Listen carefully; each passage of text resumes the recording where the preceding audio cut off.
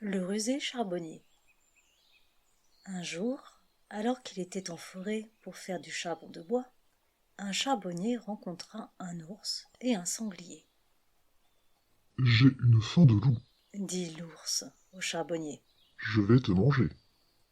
Mon cher ours, je sais que tu es beaucoup plus fort que moi, et en outre, vous êtes deux. J'aurai toutefois une dernière volonté. Laisse-moi manger en paix mon dernier repas. L'ours accepta. Alors le charbonnier sortit du pain et des saucisses de son sac et se mit à déjeuner devant l'ours affamé.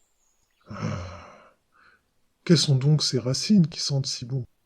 Je te le dirai bien, mais je ne le peux pas, répondit le charbonnier. Ah, ne crains rien. Grogna l'ours. Cela restera entre nous. Le charbonnier avala lentement une dernière bouchée. Ce sont des saucisses de sanglier, dit-il. Sur ce, l'ours saisit le pauvre sanglier et le tailla en pièces. Et maintenant, charbonnier, fais-moi de ces succulentes saucisses. Volontiers, camarade, rétorqua le charbonnier. Mais pour cela, il me faut du feu et une marmite. Je dois aussi me laver les mains. Elles sont tellement sales qu'elles gâcheraient le goût de la saucisse. Va vite à la rivière. Grogna l'ours qui perdait patience. À son retour, le charbonnier demanda à l'ours la permission de s'essuyer les mains sur son pelage. Celui-ci accepta de mauvaise grâce. Un renard et un loup s'approchèrent, attirés par l'odeur de la viande.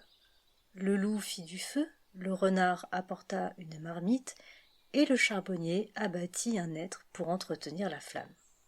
Il enfonça 2 coins dans une bûche, mais ne put la fendre, du moins le semblait-il. Viens m'aider, camarade, dit-il à l'ours. Ta grande force ne sera pas de trop. Mets tes griffes dans les fentes et tire autant que tu pourras. Méfie-toi de ce charbonnier. Le prévint le loup effrayé. Il est malin comme un renard. Mais n'écoutant que sa faim, l'ours tirait déjà de toutes ses forces. Le charbonnier enleva alors les 2 coins, et l'ours se trouva les pattes coincées dans la fente. Ah, ça fait mal, Hurlait-il. Je connais un moyen de te faire oublier ta douleur, dit le charbonnier.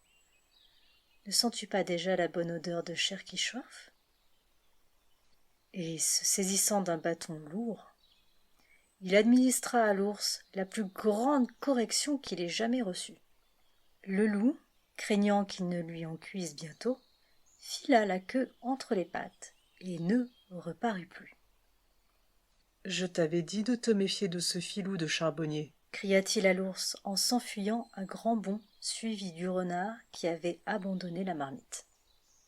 Quant au charbonnier, il garda le feu et la marmite, et du pauvre sanglier, il ne resta bientôt que des saucisses.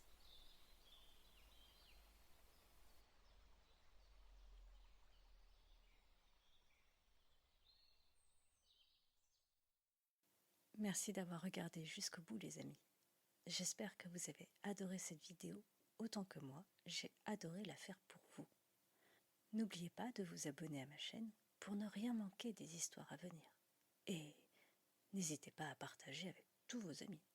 J'adore lire vos commentaires, alors dites-moi ce que vous avez pensé de cette vidéo ou proposez-moi de nouvelles idées pour les prochaines. Vous êtes les meilleurs petits explorateurs du monde. Prenez soin de vous et à très bientôt pour de nouveaux contes. Gros bisous et à la prochaine.